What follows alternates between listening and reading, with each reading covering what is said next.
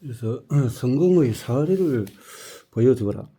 성공의 사례를 당신의 아이디어가 탁월하게 사용된 사례를 적극 찾아내라. 당신 자신의 과거 사례여도 좋고 당신의 아이디어와 비슷한 것을 뛰어나는 성과로 연결하는 다른 회사의 사례여도 좋다.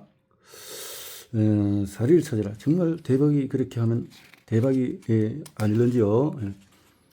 아포르 티오리 논증, 내 손목시계는 타이맥스에서 출시한 아이언맨이라는 모델이다. 자신을 극한 상태로 몰아가는 철인 경기에서 그 이름을 따왔다고 한다. 하루에 수영을 3.8km, 자전거 160km, 달리기 42km를 모두 소화하는 괴물한테 이 시계가 잘못하면 나처럼 점심시간에 시내가로 천천히 걸어가서 물고기 있는지 살피는 사람에게도 물론 잘 맞을 것이다. 고대 로마인들은 아이언맨이라는 브랜드가 가진 매력을 앞으로 티오리 논증이라고 불렀다. 더 강한 것으로부터 나오는 논리. 다시 말해서 어떤 것이 어려운 곳에서 잘 작동하면 쉬운 곳에서는 더 잘 작동할 가능성이 더 높다는 것이다. 유능한 마케터와 CEO는 아포르 티오리 논증을 무척이나 좋아한다.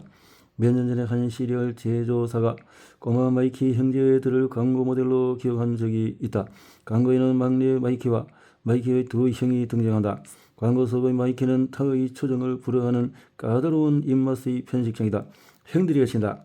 우리 막내까지 이 시리얼을 좋아하면은 이 세상에 이 시리얼을 싫어할 아이는 없을 거야. 그리고 마이키는 시리얼을 한 입 더 먹고는 기쁨의 눈빛으로 마지막 한 숟갈까지 깨끗하게 먹어치웠다. 마이키의 입맛을 사로잡은 시리얼은 마이키만큼이나 까다로운 입맛을 가진 아이를 둔 젊은 부모들 사이에서 불티나게 팔려 나갔다. 앞으로 티오리 논증 사례를 제안서에 담고 프레젠테이션에 반영하라. 당신이 이길 확률이 껑청 뛸 것이다. 무거운 돌주머니, 모래주머니를 갖고 뛰다가 나중에 벗으면은 쉽다라는 것과 같은 내용이네요. 상상을 인내하라. 이는 매우 효과적인 설득 기술이다. 클라이언트, 상사, 동료들에게 욕망을 불어넣으라.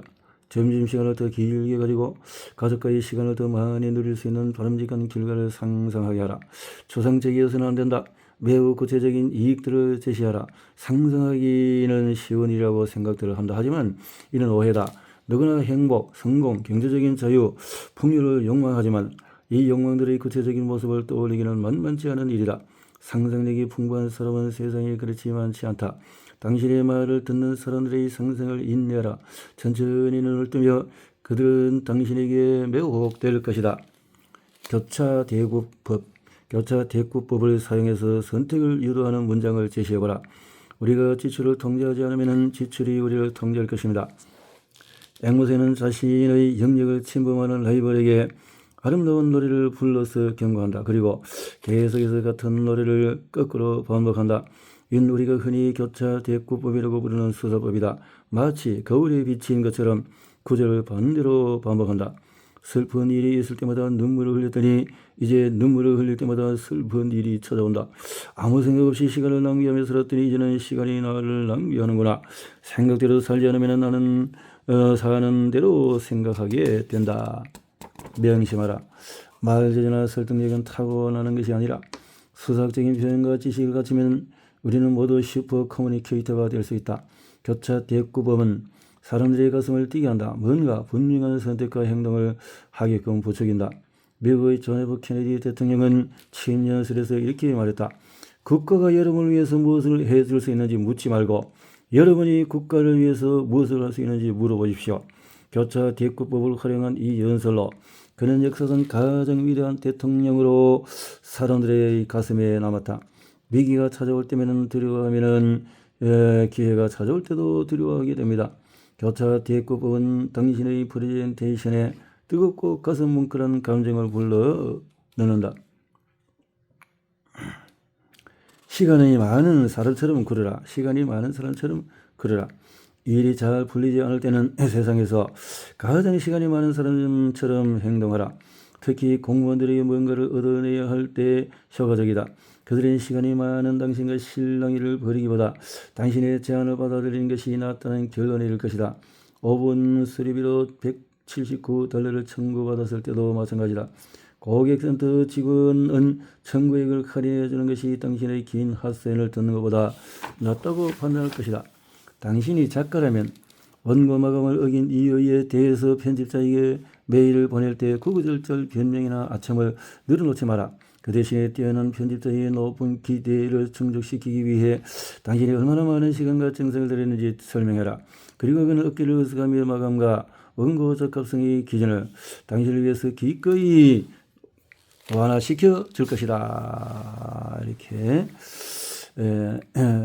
당신을 위해서 정성을 들인 것을 설명을 해라. 감정을 터치해라. 한 중고차 딜러가 나를 여기서 $15,000를 뜯어낸 적이 있다. 온 가족이 막 코디네티컷으로 이사를 온 참이었다. 출퇴근을 위한 저렴한 자동차가 당장 필요했던 나는 지인의 소개로 한 중고장 매장을 방문했고 그곳에 있던 남자는 내가 말을 꺼내기도 전에 나를 완전히 사로잡았다. 어때요? 저 포드 토러스 세단이 당신에게 딱인 것 같은데요? 내가 운전석에 올라서 안전벨트를 만지작거리자 그가 말했다. 혹시 이 차를 몰고 PT 반음 미국의 서커스 공연의 묘지를 가보고 싶지는 않아요? 나는 당연히 크게 고개를 끄덕이며 시동을 켰다. 반음의 묘지로 가는 길은 드라이브를 좋아하는 사람들의 드림 로드였다. 도로 옆으로 아름다운 공작들이 날아들었고 전나무 숲속에서 페루 앵무새들이 소리를 치고 있었다. 반음의 묘지 건너편에는 키가 70cm의 백만장자 톰썸 장군의 동상이 서 있었다. 나는 시동을 끄고 밖으로 나왔다. 죽을 때까지 이 시선을 잊지 못할 것 같았다. 나는 완전히 매료되어서 금액의 역사에 설명을 했다. 그런데 며칠 후에 그 자동차는 덜컥 고장이 나고 말았다. 증거자 딜러는 나를 속에서 불량품을 팔을 넘기는 데 성공했다. 그리고 또 한 가지를 성공했다. 이사에 지친 그리고 당장의 여유가 없어서 저렴한 중고차를 살 수밖에 없어 위축된 내 감정과 기분을 전환시키는 데 성공했다. 딱히 그의 턱을 날리고 싶은 생각은 들지 않았다. 오히려 설명할 수 없는 아드레날린의 분출을 느꼈다. 하루빨리 차를 거쳐서 다시 드림 로드를 달리고 싶었던 것이다. 합의란 이런 것이다. 상대와 나 사이의 단순한 동의나 타협이 아니다. 진정한 합의에는 감정적인 설득이 담겨있다. 중고차 딜러가 포드 토러스 세단의 뛰어난 내구성과 스펙, 너무나 좋은 가격에 대해서 제 아무리 혹한 설명을 했더라도 나는 그 차를 사지 않았을 것이다. 나는 중고차의 성능을 신뢰하지 않기 때문이다. 하지만 그날의 시선은 어떤 논리로도 열 수 없었던 내 지갑을 열게 만들었다. 중고차의 성능은 다 거기서저기다. 하지만 그날 내가 산 포드 토러스는 흔한 중고차가 아니라 나를 완전히 매료시킨 이 세상에서 오직 하나밖에 없는 차였다. 고대 로마의 철학자 아우구스티누스는 말한다. 한 사람을 완전히 설득하려면 완전한 신뢰가 있어야 한다. 완전한 신뢰는 감정이 만들어야 한다. 논리학의 대가 아리스토텔레스도 이렇게 말했다. 설득이란 치유력이다. 진정한 설득은 사람을 치유하는 것이고 치유하는 에는 감정의 보살핌이 요구된다. 기억하라. 사람들은 설득당하는 것을 무척 싫어한다. 논리만으로는 사람들에게 당신이 원하는 행동을 하게 만들 수 없다. 누군가를 설득해야 한다면 그가 간절하게 당신이 원하는 행동을 원하게 만들어야 한다. 세상의 모든 관계는 오늘도 끊임없이 논쟁을 벌이고 있다. 대부분의 논쟁은 말싸움으로 전락한다. 말싸움에서 이기는 것은 쉽다. 하지만 그 승리에 따른 전리품은 상처와 후회뿐이다. 논쟁의 끝에서 한 사람의 마음을 진정하게 얻어내는 것, 그것이 바로 참된 설득이다. 사람의 감정을 섬세하게 매만질 줄 알면 싸우지 않고 이긴다. 사람의 마음을 다스리라는 자기 자신을 다스리는 자는 천을 얻는다 하는 것과 같네요.